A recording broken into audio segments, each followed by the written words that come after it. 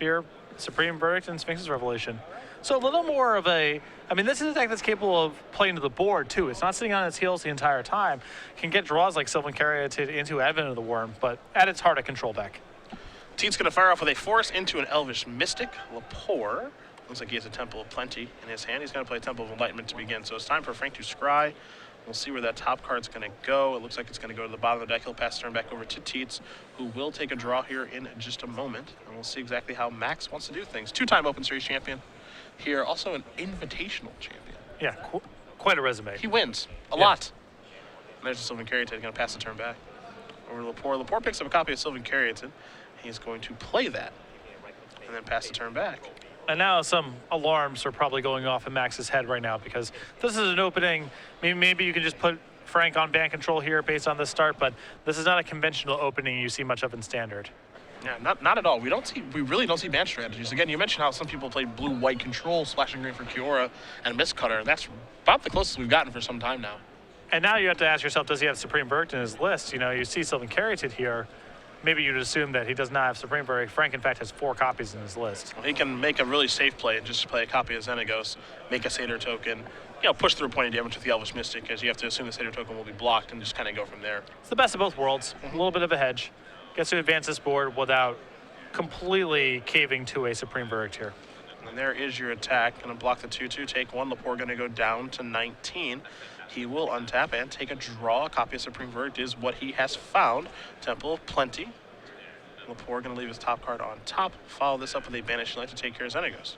Really good start here from Frank, and a lot of power left over in his hand. You see a hand with Kiora, Elspeth, and Supreme Verdict. Here's an attack from Tietze. He's going to put Lepore down to 16. Let's see what the follow-up's going to be. It's going to be a Temple of Abandon to begin. Top card is going to go to the bottom. Does Tietze have a play here? I have to imagine he does. He's got the 4 mana. It's a sweet spot to be in between Pulachronos, Rampager, and Domri. You have to imagine he's got something to do. But again, are you worried about the possibility of Supreme Verdict? Just a Sylvan Caryatid, nothing all that impressive. And that is a Plains. Will it be a Verdict that Lepore does play? That seems like a great spot to play Kiora. Oh, well, Kiora it is. That's going to come into play. It's going to shut down the old Satyr token. Max completely lacks the capacity to attack this Kiora unless he's able to find something like Stormbreath Dragon, and then the Supreme Verdict in Frank's hand gets even juicier, so it's a great spot. Blood Crypt here from Tietze. That's going to do it. Kiora's going to tick up. There's a Plains. This is an Elspeth. This is a pretty good spot to be in if you're Frank. And keep in mind, Frank is doing this with Supreme Verdict still left in his hand as an incredible insurance policy.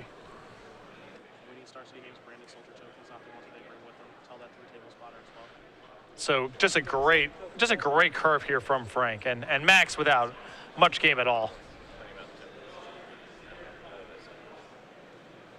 4 mana. Yeah, there's Xenagos. Xenagos is the worst of the Planeswalkers on the table. By a lot.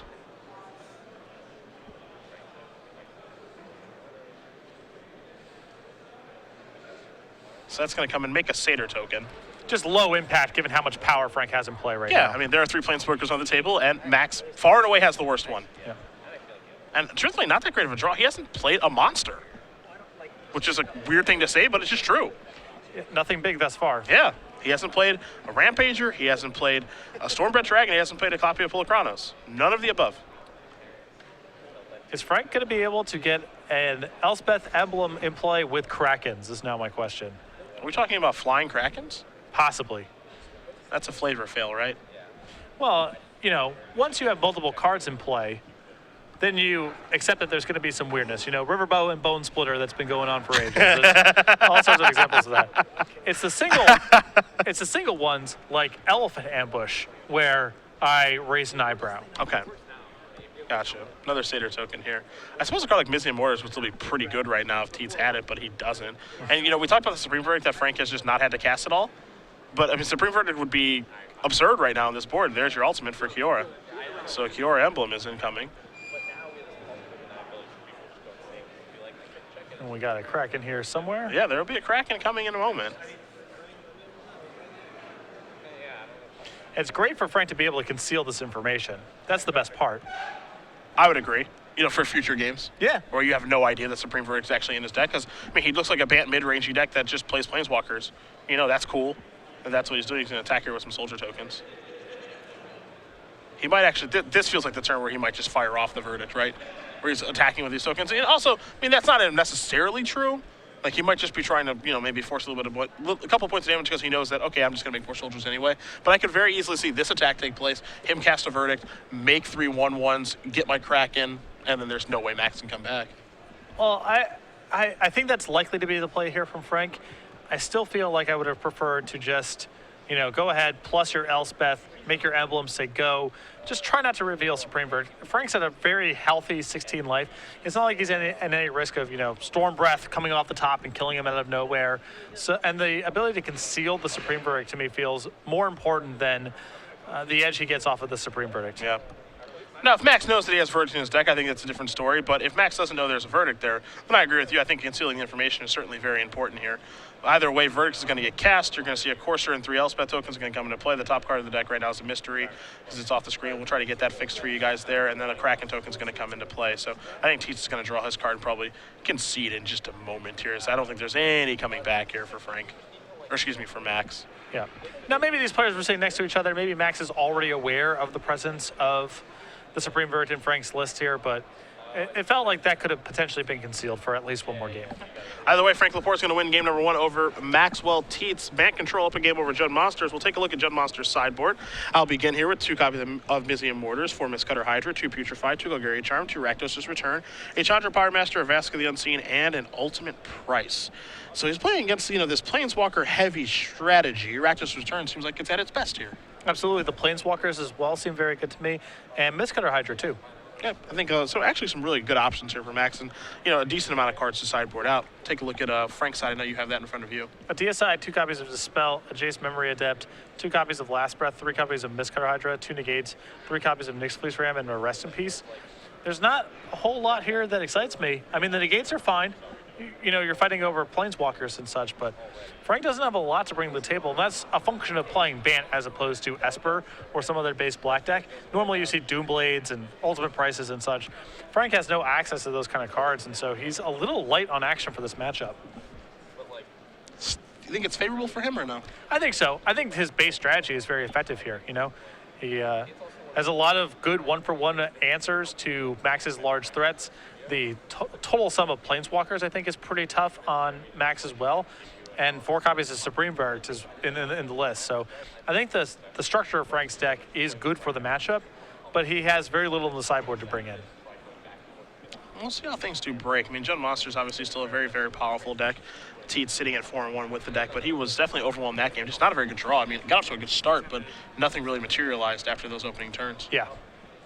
Had all the Mana Accelerator, has all the makings of the good start there. When you see turn 1 Elvish Mystic, turn 2 Scryland, Caryatid, you're bracing yourself for Stormbreath Dragons and Sea of Planeswalkers and Palicranos and such. And Max really had nothing besides the Xenagos, which was low impact compared to the swarm of Planeswalkers Frank was able to bring to the table. So both players do finish sideboarding. We'll be underway here in just a moment. If you are just joining us, Cedric Phillips, Patrick Sullivan, Star City Games Open Series here in Providence, Rhode Island at SCG Live. Hashtag SCGPROV for your tweets all weekend long. We've got our devices in front of us. You guys can definitely get at us, via Twitter.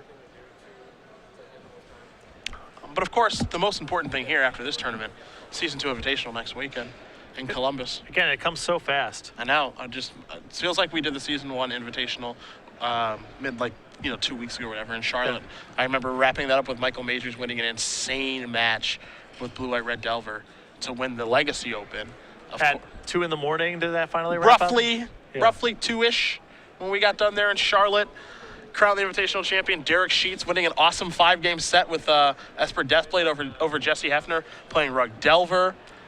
It does not feel like it was that long ago. And some great matches. Yeah, just over the course of the weekend. It was a lot of fun. Brian Bronwyn getting out to like that, he started 10-0 and then lost 5 matches in a row or something. He was, I believe, was undefeated after day 1 at the minimum. And maybe I know he was undefeated after day 1. And then basically lost out from a pretty insane spot. Yeah. And the Invitationals, it's 16 rounds, and there's maybe 300, 350, 400 players in the room, what have you.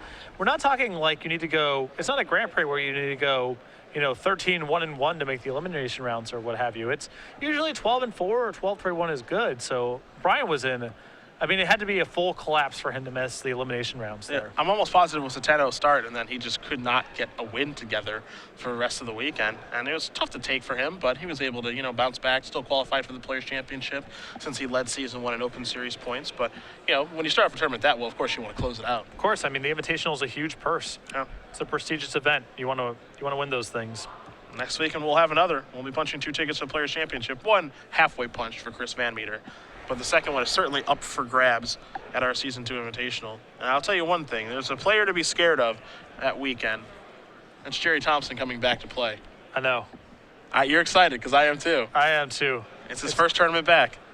It feels, all right, you kids got to have fun for a little while. Jerry T up in Renton, and now it's a reckoning. 6 Invitational top 8s, 2 wins.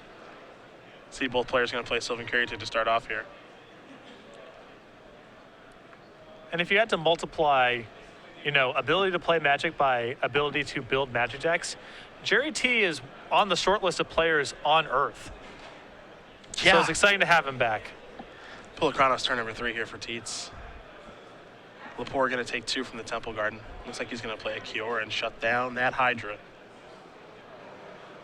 Kiora is just so underplayed in Standard to me for how powerful it is. It was really good at the Block Pro Tour. It seems like it should be better in Standard. Maybe there's just waiting for a rotation or some more help. But it's just tough to justify playing green alongside blue and white when arguably, almost certainly black and arguably even red bring more options to the table. Sure. But Kiora is no shortage of power. Temple of Abandon here for Tietze. Top card stays on top very, very quickly. The follow-up is a copy of Xenagos. That's going to come into play. Make a Satyr token. Put Kiora down to 1. Pass the turn back over to Lepore. Take a draw. It's an island. That's going to take up. Shut down Pulacranos. You see Lepore's hand. He's got a lot of lands over there. Looks like he's going to play Sylvan Carrington right now. Play Breeding Pool taps and just pass the turn over to Tietze, who will untap and take a draw. Again, he kept this card on top very, very quickly. He's going to make another Satyr token. Could be a Gore-Clan Rampager hanging out in the grip here. We don't know. Well, even activating the Mutavault takes care of the Kiora here. He's willing to send both the Satyrs and his Mutavault. So Max may be able to slog through this Kiora ultimately. You know what? Reaching for the lands. Looks like he may activate. Yes. Attack step. We're going after Kiora. He still has to respect the possibility of removal spells in Frank's deck. I mean, you could very easily imagine him casting Azorius Charm in the spot. And Last breath, too. Yeah. Full disaster, but Tietze reaching for some mana, kind of slowing down now. Not sure if he wants to add anything else to the board because he saw Supreme Verdict in game number 1. He's going to go with a Courser. Here's the top card. It's a copy of Pulacranos. And I like playing the Courser this turn. If Frank had Supreme Verdict, there's a really good chance he would have just done it last turn. There's a Blood Crypt tapped, gain a life, just simply pass the turn back to Lepore, who will take a draw. Another copy of Kiora. The last one wasn't that great. Can't imagine that this one will be either. However, the Elspeth in Frank's hand is pretty good. It's a good spot. That's because it's Elspeth. But we could see Rev.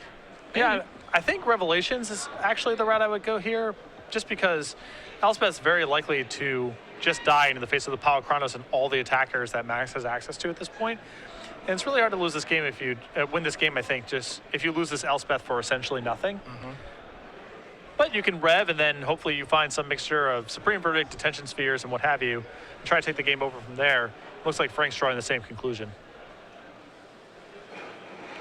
Tietze draws Pulacranos. Top card is Pulacranos. How much does he want to extend into the board now? Of course, redundant copies of the Hydra don't matter very much, but we'll see what else is heading out in his hand. Gonna add another Satyr token to the table from Xenagos. Maybe even fire from Mutavault and just keep attacking this way, because it doesn't really need to add much to his board. His board's already pretty good. No, it's pretty advanced right now, and he has insurance against Elspeth, potentially with the Pulacranos in play as well, so. Does not need to do much beyond what he's already doing. Now the question is, does he believe that Frank has Sphinx's Revelation in his deck as well? Because if he does, then he probably needs to try to maximize the amount of pressure he's adding to the table. It would be pretty insane if Frank had a card like Fated Retribution right now. Yeah. Now, that's not there, but it would be pretty absurd if he did. You can see the blocks that are going to take place here. Some damage is going to come across. We're going to see Revelation here in just a moment. But 2, 4, 6, and 5 is 11. Tietze is going to play a Stomping Ground tapped. He's going to gain a life because of the Courser. And there's a Rev. It'll be for 4. 4 life, which is important, but 4 cards, much more important. Feels like Lepore is looking for a Supreme Verdict right now. It's a little rough because of, Frank losing a lot of his mana potentially with the Caryatids. It feels like it needs to be a mixture of Detention Sphere. You see him draw Advent of the Worm, and that's also a very good draw here for Frank. Banishing Light plus Advent of the Worm does a lot of work here as well. And this is another card where, is this even on Max's radar that Frank could have something like Advent in his deck? Yeah, you see the D-Sphere being rough for. The question is putting a D-Sphere in this situation. You don't love the idea of D-Sphering, the Satyr token. Jay, you'll take care of 3, but you're not taking care of something like permanently, like a Xenagos or a Pulachronos. And again, taking care of Pulachronos doesn't do very much when your opponent has 1 in their hand and 1 on top of their deck. So tough to say exactly what the best line of play is here for Frank. I don't think it can be Pulachronos for the reason you just mentioned. Frank is aware that Max has more copies left over. So it feels like you kind of make your deal with the devil there. And with Cure in hand, too, Frank has a lot of ways to blunt the Pulachronos going forward. So I feel like it has to be either the Xenagos or the Satyr tokens, depending on how much immediate pressure Frank feels like he's under right now. This is a very tough turn, though. Yeah, looks like we're reaching towards the Sphere. I'm going to start with the Temple. Looks like that top card's going to go to the bottom.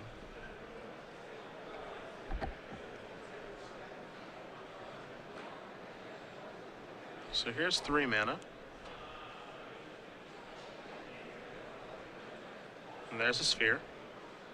Looks like he's going to take care of Pulachronos. A little surprised by that decision. Well, maybe this is just a tempo play. Maybe he's assuming that the Advent catches him up big time. It's got a lot of work to do if that's the case. Yeah. It's a tough turn. Top card here.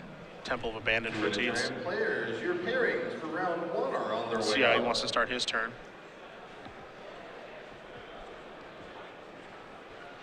And if you're Max here, now what are you playing around? Yeah. Because the Detention Sphere, if you knew that Frank had Detention Sphere in his hand and you had to guess what he would target, I think you would guess either Xenagos or the Satyr tokens. It being Pulachronos when he knows that you have extra copies is really perplexing. It's a tough turn. You can see Tietze is going to take his time trying to figure out this turn. He's a pretty deliberate player anyway, but now you have to kind of, work your way through the puzzle. Yeah. Of what can my opponent have in this situation. I'm going to start with the Temple of Abandon, make sure he gets his value off of Coursers. The card he's looking at is a Domri now. He'll figure out where he wants to scry that top or the bottom. Looks like he's going to leave that on top because he's already reaching towards his mana. This could be Stormbreath Dragon territory, potentially. Again, Tietze hasn't had to commit anything to the board recently because he was so far ahead. But we know he has 2 copies of Pulachronos in his hand, so. And this is 5 mana that's being tapped, so this feels like it might be a dragon in the sky. And that's exactly what it is. Gonna add some mana here. Gonna fire up a Mutavault. He hasn't used Xenagos just yet, but it looks like he might make some mana here. You count the creatures that are on the table. Yeah, that's a lot of that. Cuts it up to go monstrous. Yeah, that's exactly 7. That'll probably hurt, to say the least. Frank might have a response with Advent of the Worm. I'm not sure it's going to matter, though. Monstrosity activation, I think he's got 6 cards. So let's say, cast Advent of the Worm, that's 5, puts him down to 6. That's a lethal dragon all by itself. That's not even counting the other creatures that are in play. This is another spot where I'm not showing anything. Yeah. You cast Advent and still die by a lot, so don't even bother showing it. Yep. You win the game. That's exactly what Maxwell Tietze does. We're tied up here 1-1 between Jund Monsters and Bank Control. And Frank's list, not really a lot of answers to Planeswalkers. There are 2 Banishing Lights and 3 copies of Detention Sphere. Not a lot going on in the sideboard. If he's brought in the negates, that's extra stuff, but it's not clear he brought them in. And his deck's not very good at pressuring Planeswalkers because he's playing basically just Planeswalkers himself. So those kind of draws can be really challenging. Now, he is very well equipped to handle Xenagos because he has a lot of good blockers. He has 4 Caryatids and 4 Coursers. But I think Domri especially has the potential to cause him all sorts of fits. And even that game, Xenagos was good and Frank had 2 copies of Sylvan Caryatid. Yeah. Xenagos has been an interesting card for me during its lifespan. When I was working on Jund Monsters at the beginning back in February, I cut that card immediately for Reaper of the Wilds, and I actually just cut that card for anything. So I didn't think it was very good. Yeah. It just felt very underwhelming to me. Like, the mana ability you don't use very often, and who cares about a 2/2 haste creature? And I can say, watching Chris Van Meter and many other people play either Red Green Monsters or Jund Monsters over the course of the past couple of months was just simply wrong. It's another angle of attack. It's a way to advance your board without playing further into Supreme Verdict. And there's some, even I've had experiences playing beatdown decks where Zendikos cranking out 2/2 every turn is part of a game plan to lock down the ground. Yeah. It's really, really just an interesting card because, again, I don't think that, individual things that it does aren't all that impressive. I mean, sometimes the 2/2 is good, but, it's all about the applications in the format. The card happens to be very good against mono black, which is one of the best cards because it slows down Desecration Demon. It's a constant source of damage or creatures, which is very, very important. The mana it can generate. Nothing else in the format can really do what Zendikos just did on that turn of the game. So it's much better than I think I gave it credit for. Sure, the ultimate doesn't matter very much, but the first 2 lines of text actually do seem to matter, and a lot more than I initially gave it credit for. Mono black is an interesting case study to me because there's a lot of times where people say 2-for-1s, but they aren't really 2-for-1s because the card that you have left over, or the extra thing you're up, isn't an impactful thing. But against Mono Black Devotion, all your 2-for-1s are, generally speaking, impactful because they're just trying to kill all of your stuff. So even though Zendikos gets hit with a Hero's Downfall and you have your 2/2 left over, there's a lot of matchups where, against something like Esper, that's not really a 2-for-1 because how much is your 2/2 worth over time? Against Mono Black Devotion, the 2/2 is really important. So Zendikos does a lot of work in that matchup. We're going to watch game 3 here between Ban Control and Jund Monsters. I think this game, the most important card probably, and the most important turn is probably turn 2 for Frank in this game, and if he has the Sylvan Keratin or not. If he has the acceleration and be able to get to those Planeswalkers and Advent of the Worm like we saw in game 1, we're looking at a much different deck than without it. Or does he have Supreme Verdict and some way to answer a Planeswalker? Yeah. That's the other type of draw he can get that's very problematic for Max. So we're going to watch game 3 here in just a moment. Again, Frank Lepore will be on the play. Takes a look at his opening. You can see a Banished Light and a couple of lands there thus far. You see an Advent of the Worm as well. Wonder how good the mana is. Supreme Verdict 2. Also looks like a Mana Confluence. More importantly, there is a Sylvan Keratin there, so that'll tie the room together. You see Lepore is going to keep. Tietze going to take a look at his hand. He says, I will not. And so he's going to go down to 6. The Advent's really important for Frank in this matchup too, it feels like, because that's his most reliable way of attacking a Planeswalker. He's got exactly what you mentioned, which is acceleration and ways to handle a Planeswalker between Advent of the Worm attacking it or Banishing Light just taking care of it. What's really interesting about Frank's deck too is he gets draws like this, let's say, where he doesn't really want to care about the Supreme Verdict that's in his hand because he has enough, front forward ways to advance his game plan and just accelerate into Planeswalkers. Max has to play the entire game playing around the presence of Supreme Verdict. So Frank's deck allows him a lot of different paths for the way that he wants to play the game, even if he wants to ignore Supreme Verdict altogether, or he doesn't draw it, or what have you. But Max has to play around it the whole time. So down to 6 goes Tietze. Again, he'll be on the draw here. Was not happy with what he found. We'll see if he can find something a little bit better this go around for the former Invitational champion.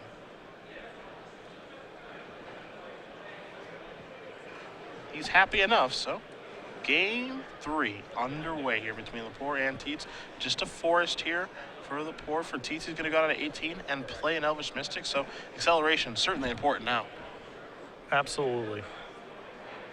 Lepore trying to figure out what land play is going to go with the forest play. Sylvan Keratin, kick it back over to Tietze, who will take a draw here. See if he has a Planeswalker or anything of the sort. He did draw a copy of Mistcutter Hydra for the turn.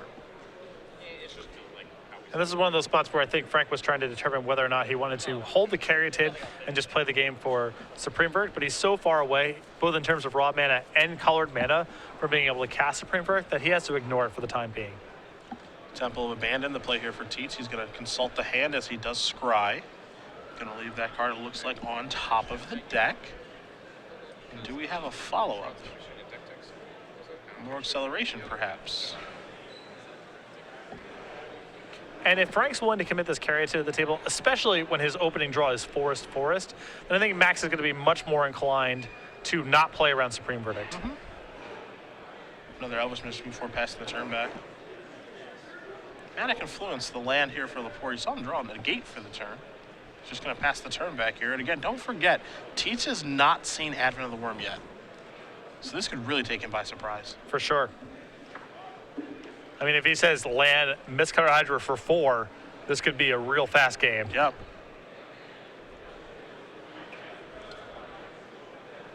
He does have a land. It's a Blood Crypt. Wow, this could be a complete blowout if that's the case. What is Tietze going to do here? Can he sniff this out?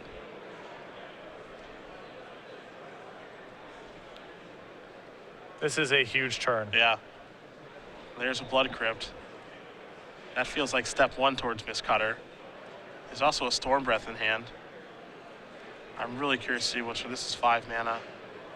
There's Mistcutter Hydra for 4.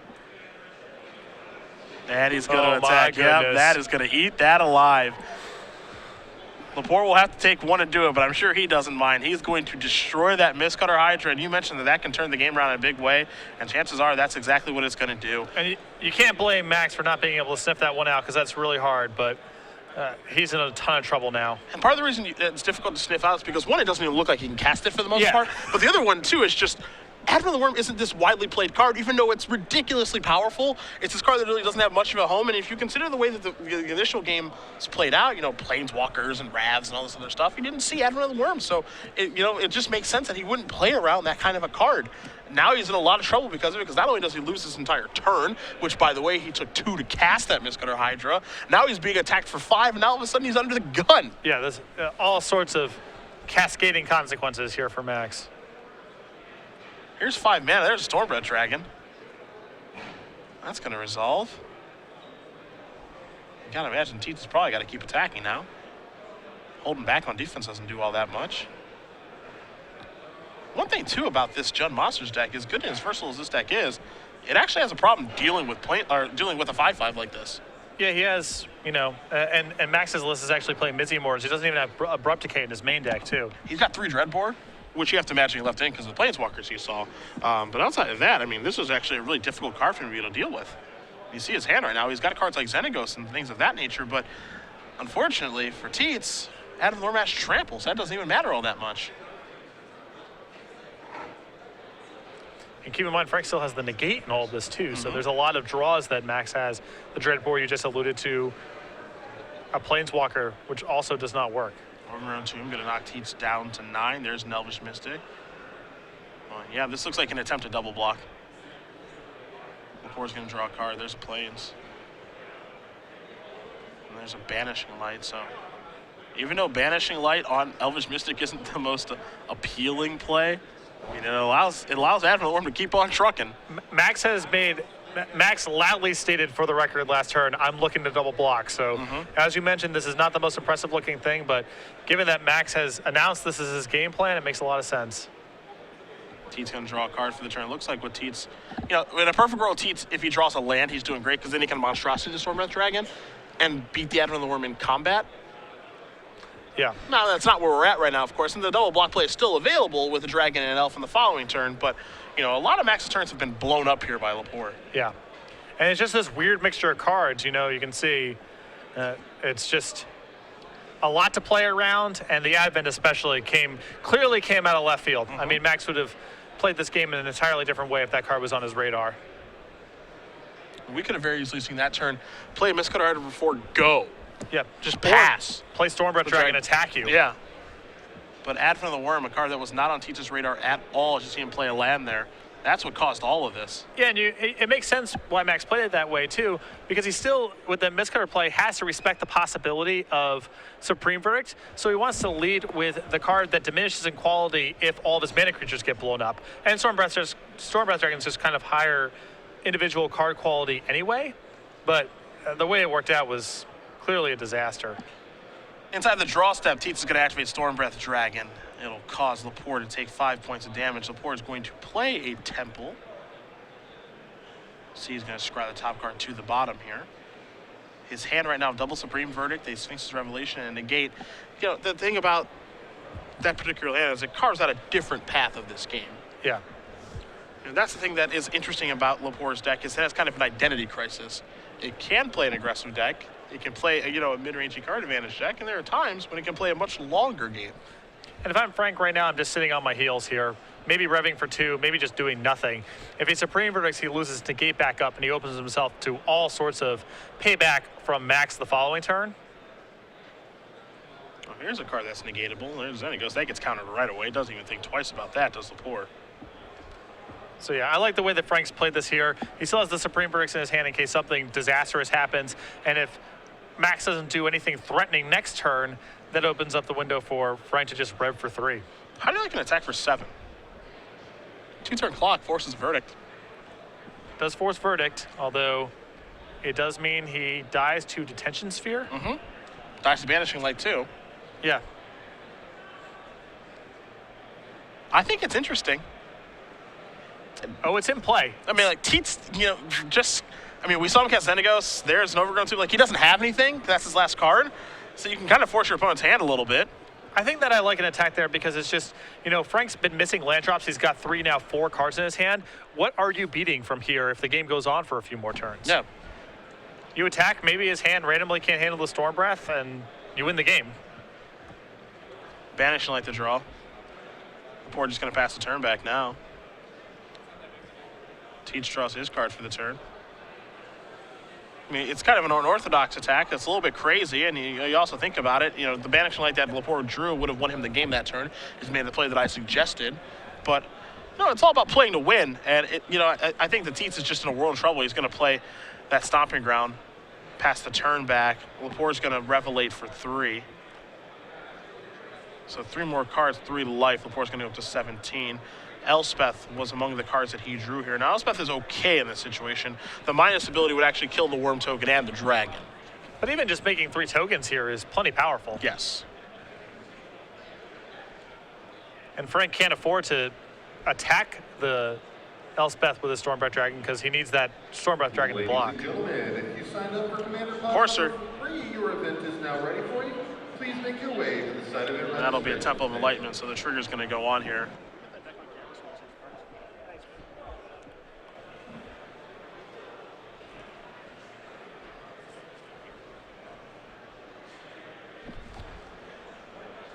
So a ton of resources here for Frank to work with. Can't quite deal with the Stormbreath Dragon that's yet, but you're getting the feeling the game's getting to a point where it doesn't even matter. And again, Supreme Verdict has the ultimate insurance policy in case something goes haywire. Yeah, Supreme Verdict seems kind of wonky in this deck, but at the same time, I think you mentioned it best. It's the ultimate insurance policy. In case anything goes bad as Blood Crypt now, another land here for Tietze to pass the turn back. He's kind of at the mercy of Lepore right now. He draws a copy of Breeding Pool. The top card is a Cyclonic Rift. That's also fine. 1 copy of that in Frank's list, and Yep. that'll get the job from here as well. Overload is an option. An overload to get the game over with. Breeding Pool going to come in. Lepore going to go up to 18. He just needs to make sure that nothing goes wrong now. He's going to take a damage. Going to go down to 16.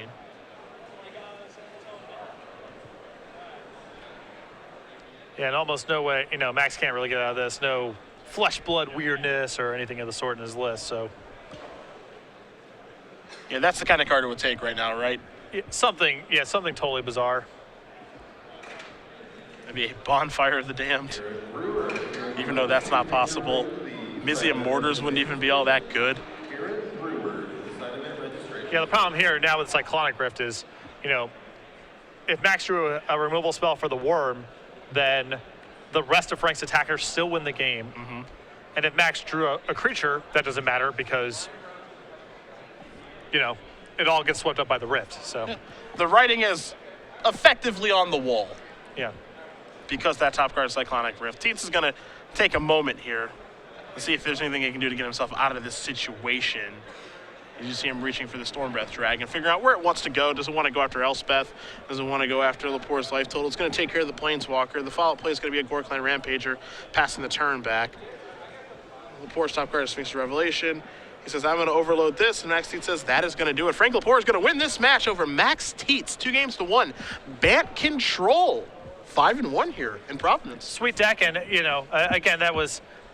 that third game was a testament to all the stuff we were talking about over the course of the entire match, where the variety and the variety of cards and the wide range of effects that Franks has access to is a challenge to play around. Yep. Are you going to slow play your threats? Well, then you can get buried just by Advent and Elspeth and Cyclonic Rift playing this tempo game. If you curve out, you're always worried about the threat of Supreme Verdict. If you play a slow game, you just lose to Sphinx's Revelation.